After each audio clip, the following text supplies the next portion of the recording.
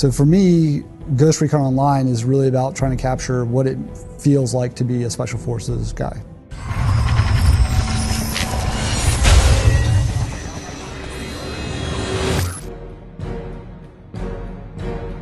For Ghost Recon Online, we set out from the get-go to create a game that focuses on team play. And when I say focuses on team play, we as designers focus on making team play easy. So the goal we have in Ghost Recon Online is that it's easier and more beneficial to play as a team than it is to play as a lone wolf. And I think what we've achieved in Ghost Recon Online that is a bit different from everyone else is this whole idea of accessible team play. It's the feeling of playing in a team, the feeling you have from when you're coordinating with your teammates and you achieve something, but without actually having to go through the paces of quitting your job or skipping school, to be practicing with clanmates 24 hours a day, be coordinating and drawing maps on the board of how are you going to approach the map. How do you, the question we ask ourselves is how do we bring that feeling from people who played in really hardcore clans and make that accessible to anyone?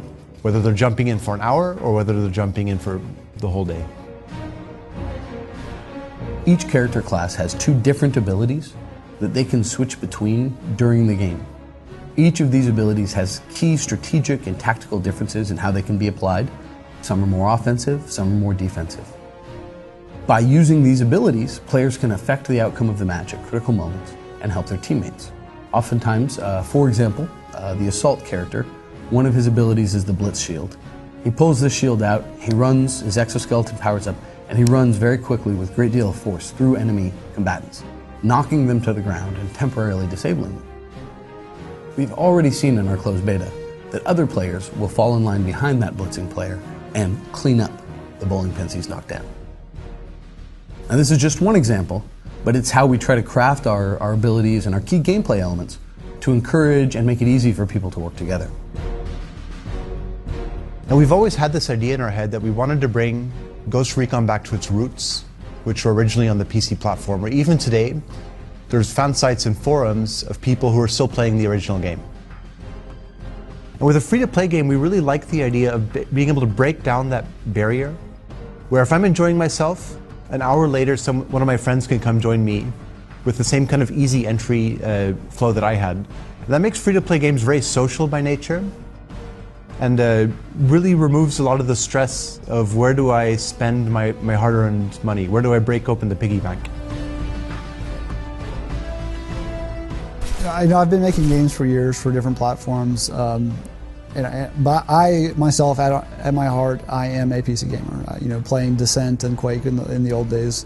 For me, there's not a whole lot of things that need to be different between a console and a PC, but by approaching the development from a PC side, I really focus on responsiveness in the controls. So while a lot of people think of third-person shooters as clunky, but they look good, they sell this thing, we actually have a really good-looking third-person shooter that that is really fluid and responsive to your motion. So it actually plays a lot like a first-person shooter. Any PC gamer out there would tell you the map is what makes that experience, right? And for me, as a game designer and also as a level designer, it is half of my gameplay. So we're not trying to create 10 different game modes for one map. Right now we're focused on one map, one game mode, one flow that really is good and supports that. And I think that's a pretty big differentiator for us from lots of other games out there. They'll tout 22 different game modes and they'll have 6 maps and you play, and none of them necessarily play well.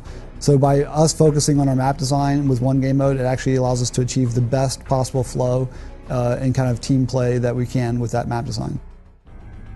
From the quality of the controls, the quality of the assets, your characters in Ghost Recon Online, we want to build that high quality experience, an experience that doesn't feel like a free-to-play game, that just feels like a game. Because right now, in this day and age, that's what matters. The access to a game that's fun, that you enjoy.